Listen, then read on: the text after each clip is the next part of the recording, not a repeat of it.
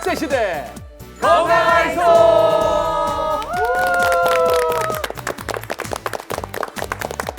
자, 2026년 새해가 밝았습니다. 다 같이 인사 한번 드릴까요? 네. 여러분, 새해 복 많이 받으세요. 이야. 아, 좋아요. 자, 올해는 병원년이래요. 네. 붉은 말의 해. 그렇죠. 네. 붉은 말이면 뭐예요? 적토마. 그렇죠. 맞습니다. 왠지 힘있게 딱 올해는 쫙 치고 나가는 그런 한 해가 되길 바라겠습니다. 야, 맞습니다. 네. 예, 그냥 말도 아니고 네네. 붉은 말. 그렇습니다. 아주 그냥 붉은 말이니까 여러분 더 힘이 더 솟는 느낌이 들지 않습니까? 안 그렇습니까, 수연 씨? 맞아요. 약간 그 촉이라는 게 오고 네. 감이 되게 좋아요, 오늘. 네. 첫 번째 막힘이 없다. 아, 그리고 좋다. 질주한다. 네. 아프지 않고 건강하다. 이런 느낌들이 드는데 요 기운 우리 시청자 여러분들한테도 고스란히 전해드리도록 하겠습니다. 좋습니다. 네. 자, 오늘도 우리와 함께할 주치분들 소개해드릴게요. 어서 오세요. 어서 오세요. 안녕하세요. 붉은 말의 해이지만 얼굴 홍조라든지 피부 홍반, 가려움증은 모두 날려버리고 건강한 피부와 건강한 에너지로 달려나가는 한 해 되기를 기원합니다. 피부과 전문의 이정수입니다. 네, 안녕하세요. 새해 복 많이 받으십시오. 예, 치과 신준혁입니다. 안녕하세요. 먼저 새해 복 많이 받으시고요. 2026년에는 건강하이소와 함께 여러분의 척추 건강을 지켜드릴 정형외과 김문찬입니다. 안녕하세요. 새해에도 여러분의 관절 건강 단디 잘 지키시길 바랍니다. 정형외과 차홍훈입니다. 네, 새해에는 좀 더 시원하게 말하고 숨 쉬는 데 도움을 드리겠습니다. 안녕하세요. 이비인후과 전문의 손희영입니다. 자, 오늘 또 이렇게 멋진 주치 5인방을 모시고 건강하이소 멋지게 출발해 보겠습니다. 첫 순서 건강 FM 만나보시죠.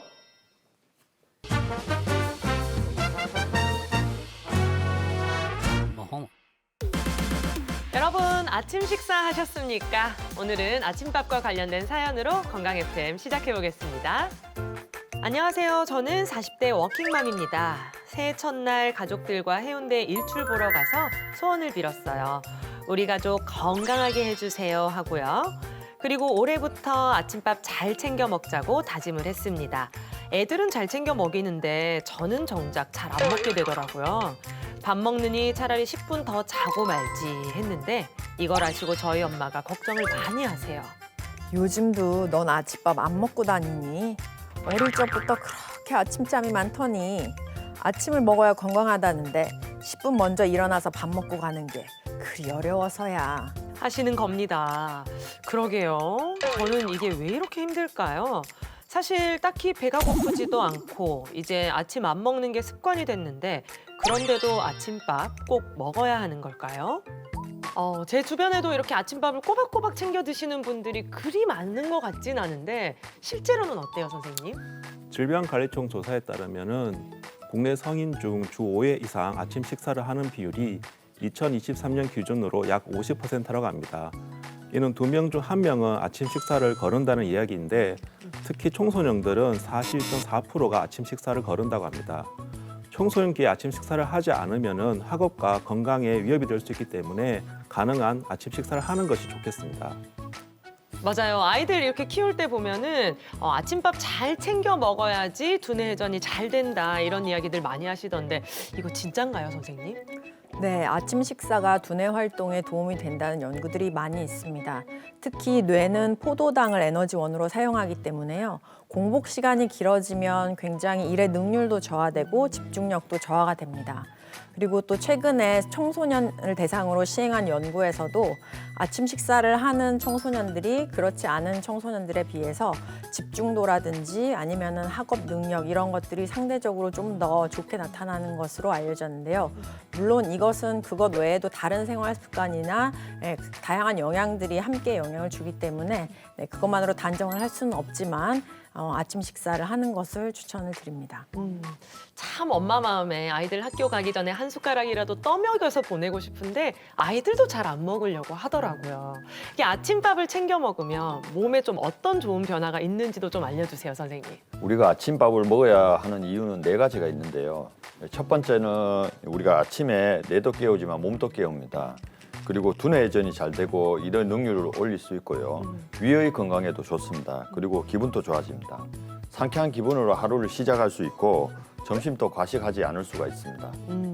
우리 선생님들은 아침 식사들 하세요? 어떠세요? 네, 저는 아침을 먹고 있습니다. 밥에 반찬으로? 저는 이제 거의 주 4회 정도는 밥에 반찬이고 네. 주 2, 3회는 이제 빵이라든지 샐러드 위주로 이렇게 먹고 있어요. 아니 저는 이렇게 아침 식사를 하면 소화가 그렇게 안 되는 거예요. 또 아침 드시면 속이 좀 더부룩하다 이런 분들도 계신데 그런데도 아침을 꼭 챙겨 먹어야 될까요? 모든 사람들에게 아침 식사가 필수라고 말하기는 이제 좀 어려운 것 같습니다. 특히나 이제 오랜 기간 아침을 안 먹어도 뭐 별다른 이상이 없다든지 아니면 아침을 먹을 때마다 속이 불편하다면은 이런 사람들은 오히려 아침 식사를 피하는 것이 나을 수도 있겠습니다. 하지만 이는 이제 오랜 기간 적어도 20, 30년 이상 아침을 먹지 않아도 건강 이상이 없거나 아침을 먹을 때마다 속이 불편한 사람들만 해당되는 경우이고 실제로는 대다수 사람들은 아침 식사를 하는 것이 훨씬 이득이 큽니다. 근데 또 이런 이야기를 들으면 아침을 먹을까 고민이 될 때가 있는 게 아침을 챙겨 먹는 게 다이어트에 도움이 된다 또 이런 이야기가 많거든요. 아침밥이 다이어트에 그렇게 도움이 되나요, 선생님? 네, 다이어트 중에도 아침 식사를 하는 것이 상당히 도움이 될 수 있습니다. 왜냐하면 아침에 공복이 돼서 허기가 지게 되면 아무래도 점심이나 저녁에 과식을 하는 경우가 많기 때문이죠. 그리고 이제 미국 심장학회를 더불어 다양한 연구에서 보면 이런 아침 식사를 하는 사람들이 장기적 체중 관리를 좀 더 잘하는 것으로 이제 밝혀진 부분도 있습니다. 하지만 결국 중요한 것은 총 칼로리 섭취량이고 또 총 에너지 소비량이기 때문에 네, 적절하게 균형 잡힌 식단으로 아침 식사를 하는 것을 추천드립니다.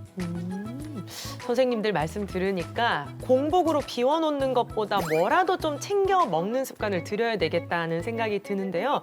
선생님 근데 공복에 먹으면 안 좋은 음식들도 몇 가지 본 것 같아요. 어떤 것들이 있는지 좀 짚어주세요. 우리가 이제 아침 공복에 자주 먹던 음식이 건강에는 좋지만 공복에는 안 좋은 음식들이 대표적으로 몇 가지가 있습니다.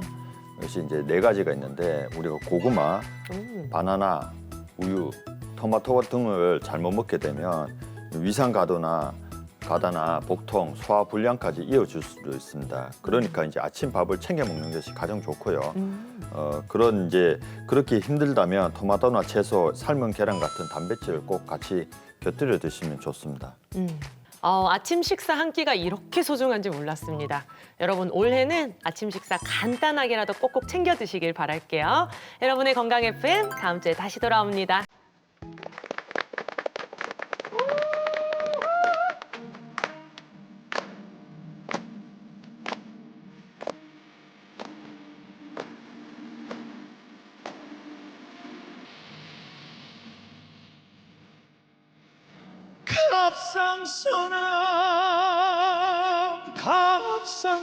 갑상선아 너만은 오지 말자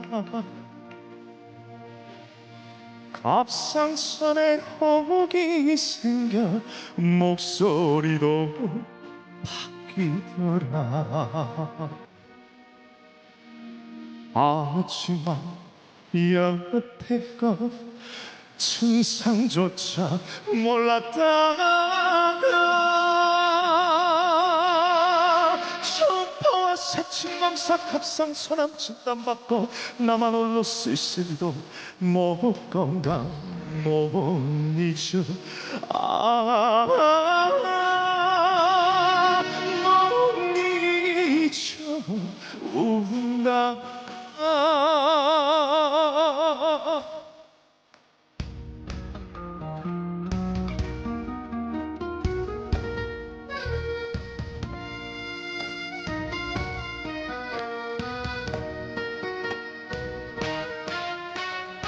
하지만 여태껏 증상조차 몰랐다가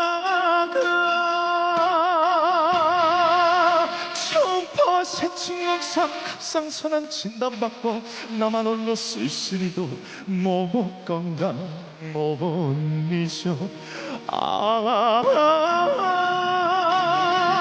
갑상선 내게 지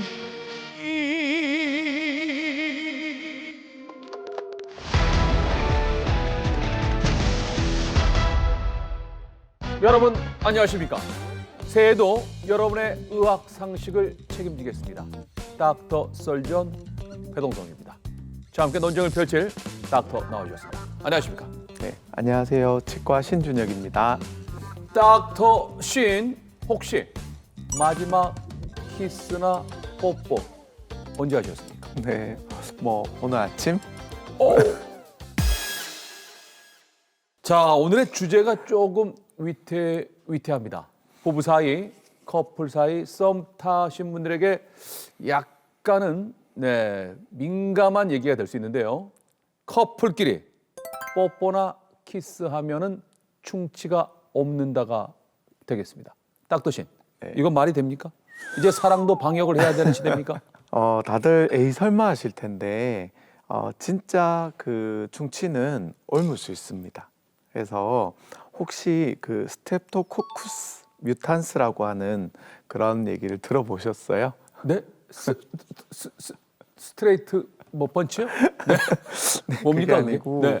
이제 줄여서 이제 간단하게 저희가 뮤탄스라고도 하거든요. 뮤탄스. 네, 네. 대표적인 구강 내 세균의 이름입니다. 그래서 이 뮤탄스는 당을 분해해 가지고 그 산을 만들어내는데 그 치아의 그 외부 껍질인 범낭질을 부식시키고 약화시켜 가지고 충치를 유발하는데 이 균이 자체가 이 구강대 구강으로 이렇게 충분히 전염이 될 수 있습니다. 그럼 역발상으로 충치가 많다. 니꼬르 뽀뽀를 많이 했다. 이렇게 생각해도 되겠습니까? 아니 그게 그렇게 약간 논리적으로 좀 네, 그런데 뭐 그럴 수도 있지만 사실 그런 거보다는 뭐 그냥 양치를 잘 안 하신 거라고 생각합니다. 좋습니다. 자, 그나저나 뽀뽀하면 충치는 왜 옮기는 거죠? 충치는 우리가 세균 감염의 한 질환이라고도 볼 수 있습니다. 오. 그래서 그 아까 말씀드린 뮤탄스 균을 통해서 그 침을 이제 매개체로 해서 이동을 하는데요. 그 예를 들면은 연인이나 이제 부부 간에 그런 키스라든지 이런 걸 통해서 또는 이제 부모가 아이에게 이렇게 음식을 먹일 때 그 입으로 이렇게 뜨거운 음식을 후후 이렇게 불어서 주잖아요. 네. 그때 또 침이 튈 수가 있죠. 네. 그리고 또 제가 먹던 어른이 먹던 그런 숟가락으로 애들 밥을 또 그대로 떠먹일 수 있는데 이런 걸 통해서 얼마든지 침대 침의 어떤 그런 감염 전파가 가능할 수도 있습니다. 우리가 아이들 키울 때는 뽀뽀 좀 자제해라 이런 얘기를 많이 했지만 다 큰 성인들끼리 뽀뽀를 자제한다. 이거는 조금 말이 좀 그렇습니다. 왜? 사랑이 죄인가요? 네. 네, 아유, 뭐 이건 좀 너무 과장된 얘기인 것 같긴 한데 네. 이제 성인의 경우에 네. 이미 우리 대부분 구강 내에는 상주균이라는 게 있습니다. 그래서 엄청 균이 많이 존재하기 때문에 이 키스를 통한 이 충치균 점염이 큰 문제 자체는 이제 일으키지는 않을 것 같아요. 근데 그래도 구강 위생 상태가 너무 안 좋으면은 네. 이제 그런 사람하고 사실 키스하고 싶지는 않잖아요. 그렇죠. 근데 그렇게 됐을 때 또 그런 잦은 키스는 그 충치균이 엄청 많으시니까 그런 때는 이제 그런 세균의 어떤 증가에 영향을 받을 수 있고 충치 발생 위험이 분명히 높을 수 있습니다. 정말 사랑이 힘들어지고 있습니다. 그렇다면 남녀가 뽀뽀하기 전에 키스하기 전에 반드시 우리 닥터신을 찾아가서 구강 검진을 받고 충치균이 있는지 없는지 허락을 받고 없으면 두 분은 키스해도 됩니다. 이렇게 허가를 받아야 되겠네요. 제가요. 자, 그러면 뮤탄스 균을 가지고 있는 사람과 뽀뽀나 키스를 하면은 옮기게 되는 거죠. 충치.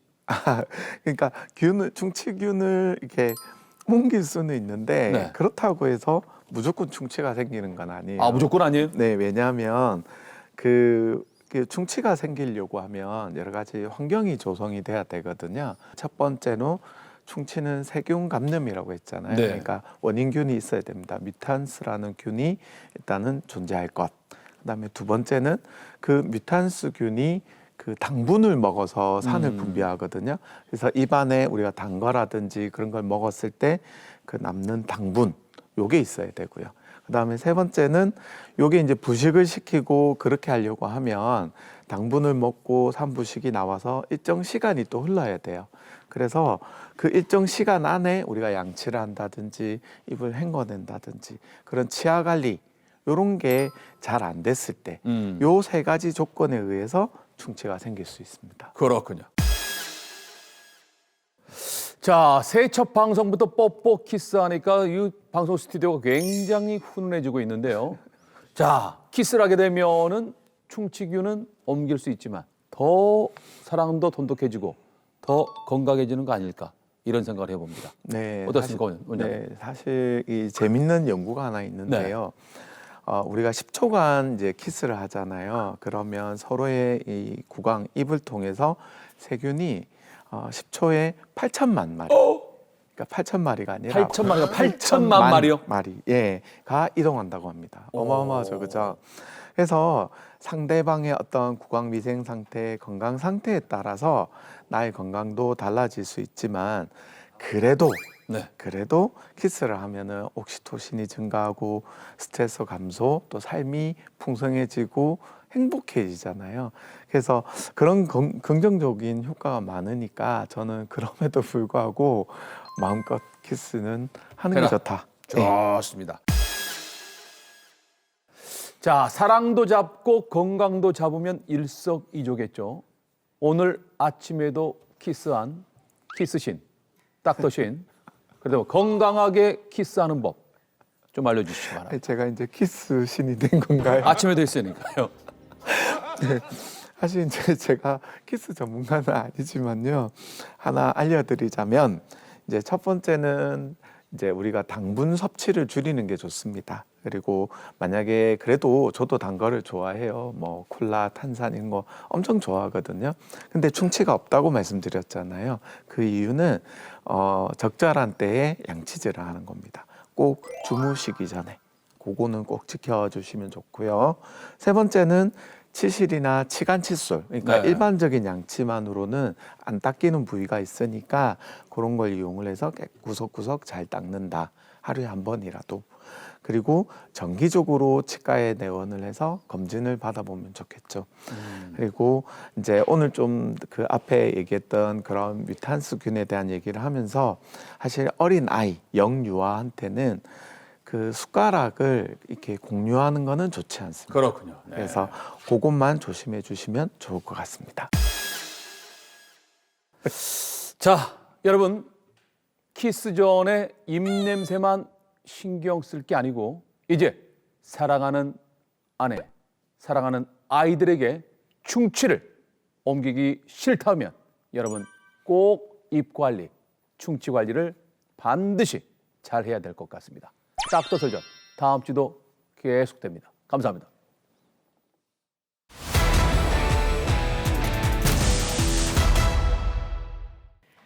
오늘의 토크 주제는 갑상선암의 두 얼굴, 아주 착하거나 나쁘거나입니다. 오늘의 주치의 손희영 선생님 모시겠습니다. 어서 오세요. 어서 오세요. 반갑습니다.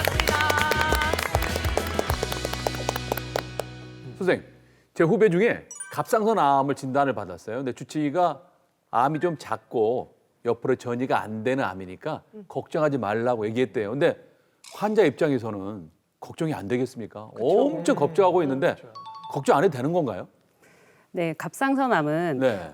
특정한 경우에는 암 진단을 받고도 바로 수술하지 아니하고 좀 지켜보는 것이 인정받은 암입니다. 저희 병원처럼 암을 전문으로 보는 병원에서는 뭐 위암이나 대장암, 유방암처럼 다른 질병을 진단하거나 치료를 받던 중에 갑상선암을 발견하는 경우들도 있습니다. 그렇겠죠. 예, 그러니까 이럴 때는 이제 원래 기존에 암을 보시던 전문의 선생님이나 아니면 이제 저 그리고 이제 환자분 이제 모두가 갑상선암에 대해서 이제 다 같이 논의를 해서 어떤 경우에는 갑상선암을 먼저 치료하기도 하고 어떤 경우에는 이제 기존의 심한 암을 먼저 치료한 이후에 컨디션을 회복해서 갑상선암을 이제 치료를 하기도 합니다.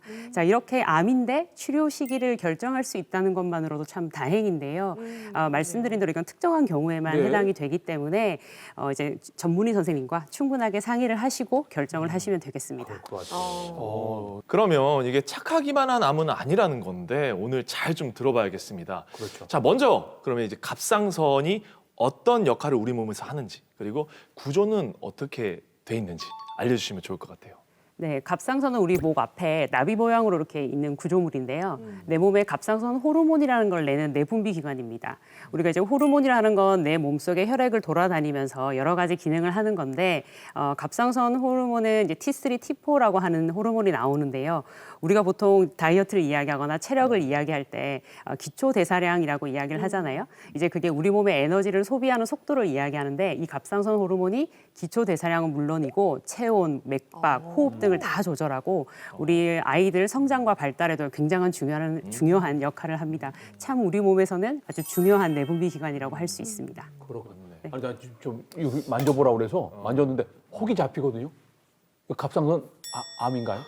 이건 괜찮은 거예요? 보통 환자분들이 지금 우리 배송성님이 잡으신 이쪽은요. 우리가 편도하고 침샘 쪽에서 약간 위쪽이시고요. 실제 네. 갑상선은 조금 더 아래쪽에. 아래쪽에. 네, 그렇습니다. 네. 죄송합니다.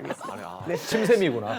침샘을 잡고 계셨어요. 네. 아니 우리 이렇게 건강검진이나 가서 갑상선 문제로 검사를 해보면 뭐 갑상선 뭐 종류가 되게 많은 것 같아요. 그중에 제가 갑상선 결절이라는 걸 한번 들어본 적이 있는데 요거는 암하고는 또 어떤 관계가 있는 건가요? 네, 우리가 이제 갑상선 결절이라고 하는 건 갑상선에 혹이 생기는 걸 이야기를 합니다. 우리가 이제 의학적으로 혹을 이제 결절이라고 하는데 암을 악성 결절, 암이 아닌 것을 양성 결절이라고 합니다. 그래서 갑상선 결절의 거의 90% 이상은 양성 결절, 즉 암이 아닙니다. 그래서 갑상선 결절의 전체의 한 7에서 15% 정도가 암으로 진단이 되는데요. 즉 갑상선 결절이라고 해서 이게 암으로 진단되는 것은 아니라는 거죠. 그래서 이제 저에게 오시는 이제 많은 환자분들한테 제가 이제 드리는 말씀이 갑상선 결절은 그냥 갑상선에 생기는 주름살과 같습니다라고 말씀을 드립니다. 없으면 좋고 있다 하더라도 뭐 당장 뭐 위험하거나 나쁜 것은 아니잖아요. 그래서 이제 연구나 이런 데를 보면 보통 5, 60대 이제 어머니들이 가서 검사를 하시면 10분 중에 한 절반 이상은 이제 갑상선 결절을 가지고 있는 걸로 나와 있습니다. 실제 임상, 즉 진료 현장에 오시는 분들께 만나보면 좀 더 많은 수에서 볼 수 있고요. 저 같은 경우에도 갑상선 결절이 9개나 있습니다. 선생님도 9개나 있다고요? 네. 진짜 있어도 되는 거예요? 괜찮은 거예요? 네, 말씀드린 대로 제가 9개가 있고 크기도 다양하게 있습니다. 저 같은 경우 굉장히 좀 큰 것도 있는데 말씀드린 대로 암만 아니라면 크게 이제 걱정하실 필요가 없습니다. 그렇군요. 네. 걱정 안 해도 되네.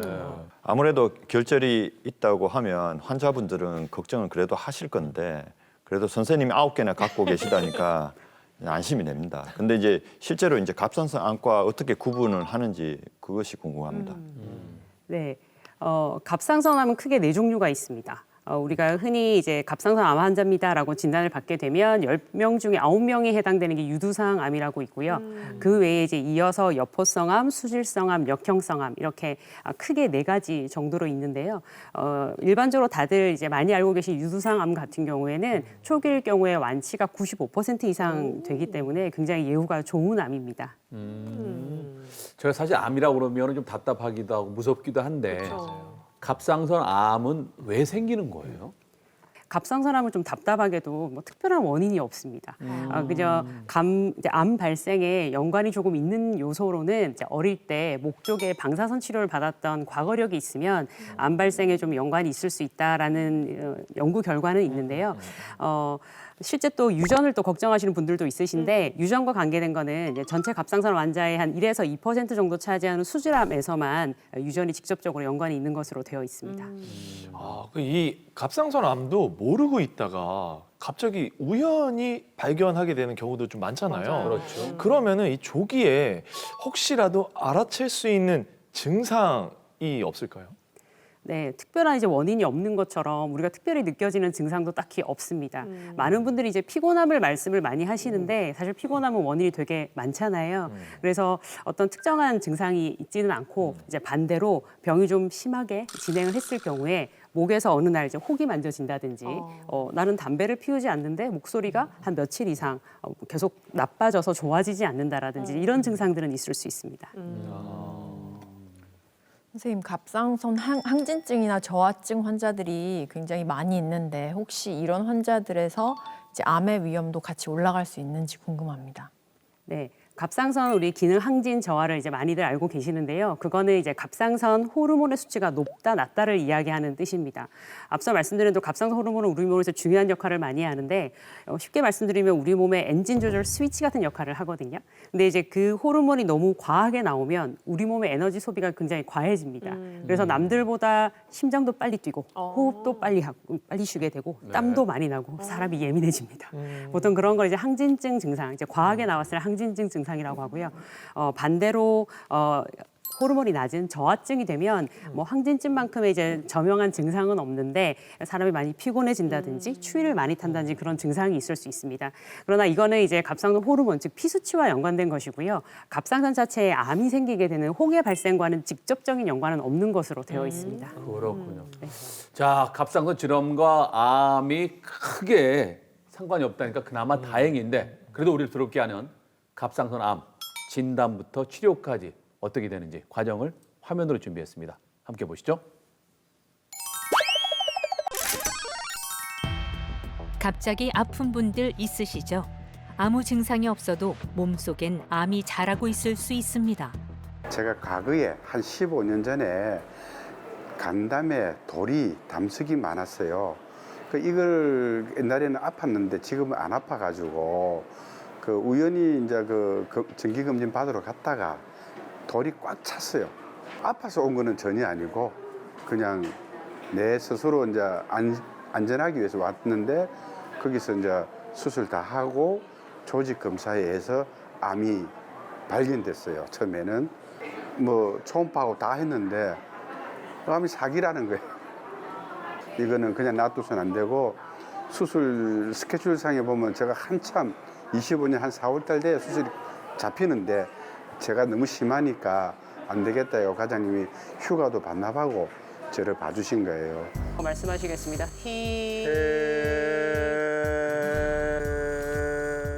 양쪽 성대가 굉장히 이제 대칭적으로 잘 부딪히면서 제가 항상 말씀드리는 게 부딪힌 것뿐만 아니라 소리의 높낮이에 따라서 아주 자연스럽게 운동이 잘 되고 있습니다. 네, 최현님은 이제 저희 병원에서 담낭암으로 24년 10월에 수술을 받으시고 정기 검진을 하시면서 목 쪽에 혹이 보인다는 소견으로 이비인후과 협진 의뢰가 되셨습니다. 그래서 저의 외래를 처음 오시던 날 제가 직접 초음파를 봐드렸고 초음파 화면상에서 사실 갑상선암이 기관지, 그다음에 근육, 혈관 쪽으로 많이 이제 침범되는 형태가 보이는 생각보다 좀 심각한 상태의 갑상선암이 의심이 됐습니다. 환자분께서 협조를 굉장히 잘 해주셔서 내원 당일에 여러 군데에서 조직 검사를 시행했고 안타깝지만 이제 모든 곳에서 갑상선암 전이가 확인이 됐습니다. 최연 환자분은 말씀드린 대로 갑상선 양측과 양측 임파선을 모두 절제하는 이제 경부 절제술까지 크게 수술을 받으셨고 수술 잘 마무리되시고 3달 후에 방사성 동위원소라고 하는 약물 치료를 한번 받으셨습니다. 가장 흔한 암으로 꼽히는 갑상선암. 실제로 갑상선암 환자는 꾸준히 늘고 있는데요. 전체 암종 중 1위입니다. 현재 환자분께서는 다음 달이면 수술하신 지가 1년째 되시는 날입니다. 많은 환자분들께서 갑상선 수술을 하고 나면 목소리가 많이 바뀌고 말을 제대로 못한다, 노래를 거의 못한다 이렇게 걱정을 많이 하시는데 환자분께서는 굉장히 활발하게 교회 등지에서 노래를 많이 하고 계십니다. 특히 이제 이 그림들은 이게 수술 전, 그다음에 수술 후에 목소리 회복을 나타내는 검사의 결과 형태입니다. 굉장히 목소리가 잘 회복되었고요. 환자분들의 목 상태도 굉장히 부드럽고 좋습니다. 여러모로 환자분들 아주 잘 지내고 계십니다. 기관지, 네. 여기가 식도, 여기가 혈관이었습니다. 네. 여기 원래 이 자리에 있었던 갑상선 다 수술해서 깨끗하게 재발 소견없고 우리가 알고 있었던 이 옆쪽에 전이 소견도 현재는 없습니다. 그죠? 네, 괜찮고. 맞춤형 음성 치료를 받고 있는 최연 씨. 소리를 지르면 가슴이 활짝 열리는 듯하다. 재활을 통해 목소리를 빨리 되찾을 수 있었습니다. 지금 뭐 소위 이야기 이비인후과는 졸업했다고 과언이 아닙니다. 그 내분비내과하고 감담치아과는 계속 지금 이제 치료를 지금 이제 3개월에 한 번씩 이제는 6개월에 한 번 이제 들어갔거든요. 이제 6개월에 한 번씩 이제 치료를 받고 있는데 계속 지금 관리를 하고 있습니다. 네. 건축을 하고 있어요. 지금 하고 있는 게 건축과 건축 인테리어 디자인 이 전부 다 하고 있거든요. 그 이런 병원 건물 짓는 거 그리고 또 이제 낙후된 그 오래된 건물들 이런 리모델도 해주고 그런 많이 하고 있어요. 그 봉사를 지금은 이제 그런 쪽으로 다른 곳에 좀 어려운 집이 있다 이러면 그 가서 봉사를 해주고 그렇게 앞으로 그렇게 하고 있습니다. 선생님, 갑상선 암 검사는 어떻게 진행이 되나요? 네, 갑상선은 초음파를 통해서 정확하게 평가를 할 수 있습니다. 그래서 이제 제 외래로 오시는 이제 많은 환자분들께 제가 가능한 내원 당일에 직접 초음파를 봐드리고 있는데요. 직접 초음파 화면을 같이 보면서 전반적인 갑상선 상태를 체크를 하고 만약에 암이 의심되는 병변이 있으면 새침 흡인 검사라고 하는 조직 검사까지 시행을 하고 있습니다. 야, 이게 초음파로 끝나면 다행인데 새침 검사까지 하라고 하면 이게 막상 환자 입장에서는 좀 겁도 나고 맞아요. 부담스러울 것 같아요. 이거 어떤가요? 네, 이해가 됩니다. 그 실제 이제 우리가 새침 흡인 검사라고 하면 우리가 굉장히 작고 가는 바늘이 있습니다. 네. 초음파 화면을 보면서 암이 의심되는 병변 그 부분에다가 아주 작고 가는 우리가 보통 백신 맞을 때 쓰는 그런 가는 바늘을 네. 쓰거든요. 가는 바늘을 찔러서 그 부위에서 조직을 조금 얻는 겁니다. 보통 일반적으로 몇 분 이내 끝나고 이제 출혈 방지를 위해서 샌드백 같은 거를 한 몇 분 정도 이렇게 붙이고 계시다가 댁에 가시면 되는데 바로 일상생활 복귀 가능하시고 뭐 금식을 하실 필요도 없고 하니까 훨씬 수월한 방법입니다. 현재 기준으로 새침 흡인 검사는 6개의 등급과 기타 결과로 나오는데 그 결과에 따라서 이제 향후의 치료 방향이 결정이 되게 됩니다. 그 검사해서 갑상선 암을 딱 진단을 받았어요. 그럼 치료는 어떻게 해야 되는 건가요? 예, 갑상선암의 치료 원칙은 네. 수술입니다. 예, 그래서 이제 갑상선암의 뭐 종류나 뭐 위치, 뭐 임파선의 전이 여부 등 이제 병의 상태에 따라서 수술의 범위, 뭐 방법들이 이제 결정이 되겠지만 일단 수술을 하고 이후에 필요에 따라서는 방사성 동위원소라는 약물 치료를 할 수 있습니다. 갑상선 호르몬제는 수술하고 나서 환자의 갑상선 호르몬 수치에 따라서 복용을 할 수도 있고 복용을 하지 않을 수도 있습니다. 그리고 일부의 경우지만은 비수술적 치료 방법인 고주파 치료 등도 있습니다. 치료 방법이 되게 많은데 많네요. 처음에 선생님께서 말씀하시기를 갑상선암은 치료를 좀 지켜볼 수도 있다라고 말씀을 하셨잖아요. 근데 수술을 하기는 해야 되는 건가요? 어떨 때 좀 지켜볼 수 있는 건지도 궁금해요. 네, 앞서 우리가 말씀 이제 드린 대로 갑상선암은 좀 특이하죠. 진단을 받았는데 좀 지켜볼 수도 있다라는 네. 것이 인정받은 방법이고요. 이것을 이제 뭐 의학적 용어로는 적극적 감시, 액티브 서베일런스라고 하는데요. 이거는 일본을 시작으로 해서 뭐 미국, 유럽, 현재는 우리나라에서까지 갑상선 학회에서 인정을 받은 하나의 방법입니다. 그러나 이거는 이제 어떤 조건이 있습니다. 예후가 좋다고 알려진 미세 유두상암, 그러니까 종류가 유두상암이어야 하고 크기가 1cm보다 작아야 하고 그다음에 한쪽에 있으면서 이제 위치도 좋아야 되고 주위에 이제 임파선 전이 같은 게 없어야 됩니다. 그리고 또 조건이 이렇게 지켜보다가 일정 기간 이내에 뭐 크기가 이제 커진다든지 모양이 달라진다든지 임파선 전이가 의심이 되면 바로 수술을 하겠다는 이제 전제를 두고 이제 저희가 지켜볼 수 있는 거죠. 그래서 보통 이거는 이제 환자분들 마음대로 나 갑상선 암인데 수술을 하지 않고 그냥 지켜볼래라고 하실 건 아니시고 전문의 선생님과 충분하게 상의를 하신 이후에 결정을 하시는 게 좋겠습니다. 뭐 그럼 수술이 결정되면 이 수술은 어떻게 하나요? 암이 굉장히 작고 초기인 경우에는 임파선 전이도 없고 하면 갑상선을 정말 조금만 절제할 수도 있고요. 반대로 병이 좀 심한 경우에서 임파선 전이가 이제 많이 이제 진행이 된 경우에는 목을 크게 절개하고 목의 상당 부분을 수술을 해야 할 수 있습니다. 예, 그리고 일반적으로는 목 앞에 이제 작게 저 같은 경우는 4에서 5cm 정도로 이제 절제를 하는데 절개를 하고 하는 일반적인 절개 수술이 가장 대표적인 방법이고요.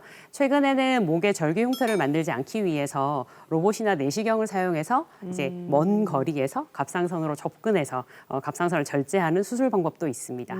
최근에는 이제 정형외과에서도 로봇을 이용한 수술을 많이 하고 있는데 그러면 이제 갑상선 로봇 수술은 어떤 장점이 있는지 좀 알려주십시오. 네, 갑상선 로봇 수술의 가장 큰 장점은 일단 목 앞에 흉터를 만들지 않는다는 가장 큰 장점이 있습니다. 대신에 이제 여기를 만들지 않기 위해서 보통은 이제 부위가 입안, 뭐 귀 뒤, 겨드랑이, 뭐 가슴 등 이제 먼 거리에서 로봇 팔, 이제 내시경 같은 걸 사용을 해서 갑상선 쪽으로 접근을 해서 이제 절제를 하는 방법인데요. 말씀드린 대로 여기 이제 앞에 흉터가 생기지 않는다는 가장 큰 장점이 있고요. 상대적으로는 좀 먼 거리에서 접근을 하기 때문에 수술 범위가 조금 넓어지고 그러다 보니까 수술 시간이 조금 더 길어지고, 예, 그리고 이제 비용의 차이도 꽤 있습니다.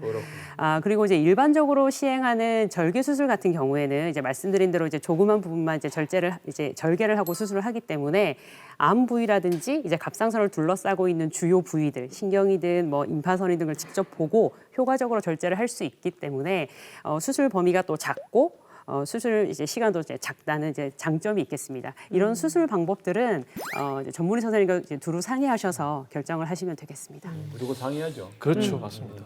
갑상선을 수술하고 나면 수술 후에 목소리가 좀 바뀐다. 이 이야기를 좀 들은 것 같아요. 그러면 수술 후에 노래도 할 수 있는 건가요? 아니면 목소리 사용에는 좀 어떤 영향이 있나요? 네, 실제로 많은 환자분들이 저에게 질문을 하십니다. 선생님, 뭐 갑상선 수술을 하고 나면 목소리가 다 바뀌나요? 노래를 못 하나요? 이렇게 물어보시는데 원칙적으로 아닙니다. 크게 걱정을 하실 필요가 없으신데요. 제가 이제 일반적인 조금 말씀을 좀 드리면 우리가 이제 다른 원인으로 뭐 맹장 수술이든 폐 수술이든 뭐 관절 수술이든 다른 어떤 질병으로 인해서라도 우리가 전신 마취를 받게 되면 보통 자기 손가락 두께의 그 플라스틱 튜브를 입안에 넣어서 인공호흡기라는 걸 걸게 됩니다. 네, 그래서 그 튜브가 내 성대 사이를 꽉 끼우면서 내 몸에 산소를 공급을 하게 되거든요. 그런 과정에서 성대는 눌리게 되고 주위에 분비물은 늘고 후두를 둘러싸고 있는 이제 근육들이라든지 그런 부분들도 일시적으로 이제 변화가 생길 수밖에 없습니다. 그런 경우에는 물론 일정 시간 지나면 대부분 다 회복이 됩니다. 그러나 좀 더 빠르게 편하게 회복시켜드리기 위해서 저희 병원에서는 적극적으로 이비인후과에서 목 상태를 보고 이제 목 재활 훈련을 해드립니다. 그러면 빨리 목이 이제 풀어지고 회복이 되거든요. 그래서 이제 좀 더 이제 이것을 좀 갑상선 수술에 좀 국한돼서 보면 어떤 수술 이후에 특정 신경이 손상돼서 목소리가 바뀌는 거는 한 5% 미만. 굉장히 또 뭐 외국 연구에서 1% 미만이라고 할 정도로 굉장히 작습니다. 대부분은 그 외의 부분들은 앞서 말씀드렸던 이제 전신 마취로 인한 변화 더하기 아무래도 목 주위를 수술하다 보니까 일시적으로 목 주위에 있던 근육이라든지 감각의 기능이 약간 저하될 수밖에 없습니다. 일정 시간 지나면 다 이것도 회복이 되거든요. 그래서 저 같은 경우에는 이제 수술하시고 나서 직후에 되게 초기부터 목소리 검사도 하고 목소리 재활 훈련을 적극적으로 하고 있어서 환자분들의 이제 회복에 많은 도움을 좀 드리고 있는데요. 어떤 이유든 간에 갑상선 수술 이후에 목소리에 변화가 있었다면 환자 상태에 따라서 앞서 말씀드렸던 적극적인 재활 치료도 있고요. 주사 치료, 뭐 시술, 수술 등 다양한 방법들이 있기 때문에 목소리 회복에 도움을 드릴 수 있습니다. 자, 다른 암 같은 경우는 수술 후에 방사선 치료다, 또 항암 치료다 이렇게 받는데 갑상선 암은 어떻습니까? 그런 치료를 안 받아도 되는 건가요? 네, 갑상선암은 일반적인 다른 암에서 많이 사용하는 세포 독성 항암제를 거의 사용하지 않습니다. 네. 심한 갑상선암의 일부 환자에서만 항암 방사선 치료를 하고 있고요. 대부분의 환자에서는 필요한 경우에는 수술 이후에 방사성 동위원소 치료를 하고 있습니다. 예, 그래서 뭐 일단 항암 방사선은 조금 사용이 조금 적은 편입니다. 선생님, 근데 이게 갑상선을 절제를 하고 나면 아무래도 호르몬 분비가 좀 줄어들 거잖아요. 그럼 이 갑상선 호르몬 제제를 계속 평생 동안 먹어야 되는 건가요?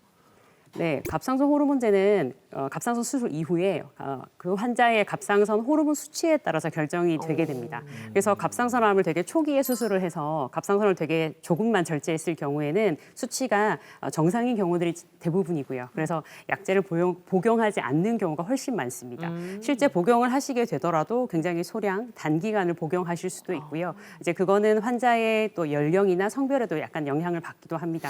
그리고 만약에 이제 갑상선 암을 이제 조금 뭐 진행을 해서 전체 모두 다 절제를 했다 하면 당연히 이제 갑상선이 없기 때문에 그때는 이제 갑상선 호르몬제를 이제 매일 복용을 하셔야 하는데요.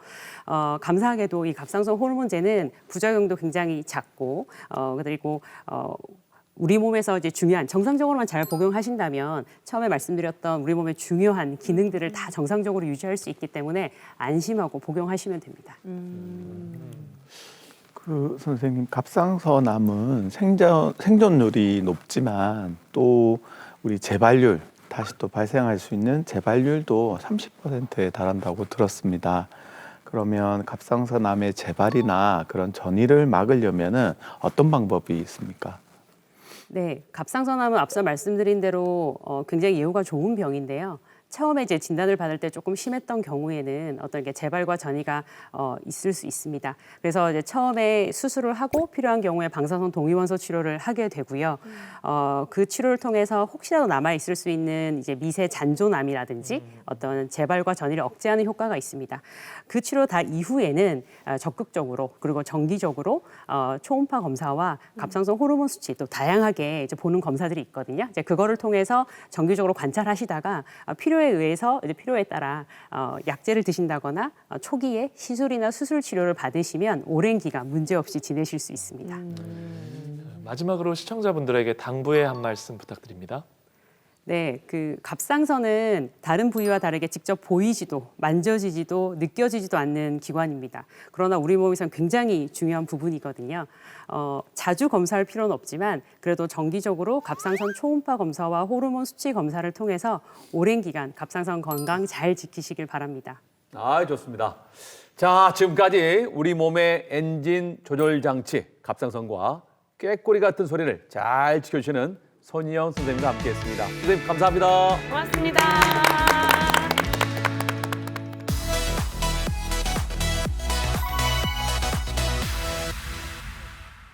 여러분 안녕하세요.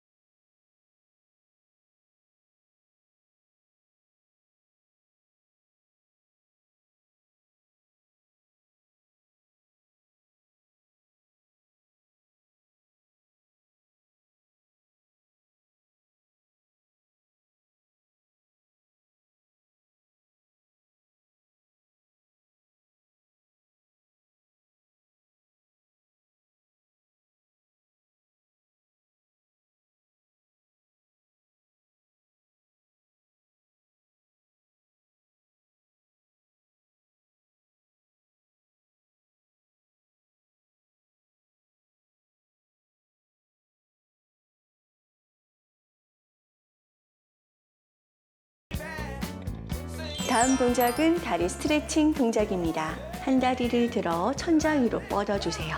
두 손으로 허벅지 또는 종아리를 잡고 살며시 당겨줍니다. 다리를 가슴 쪽으로 살며시 가져오시되 너무 많이 무리하게 당겨서 허리가, 엉덩이가 뜨지 않도록 조심해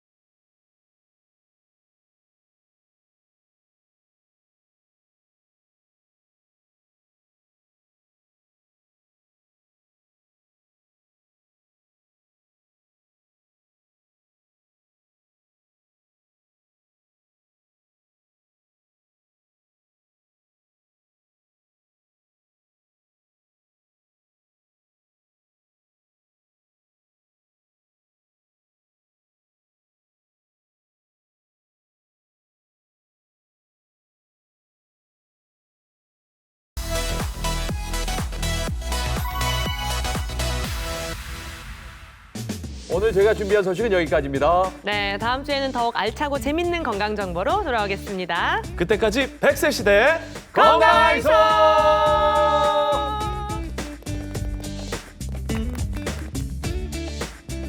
프로그램에 참여하신 분들께는 국내산 숯불 민물장어 전문점 장덕장어에서 식사권을, 근육이 미래다 크로노스짐에서 선글라스를 드립니다.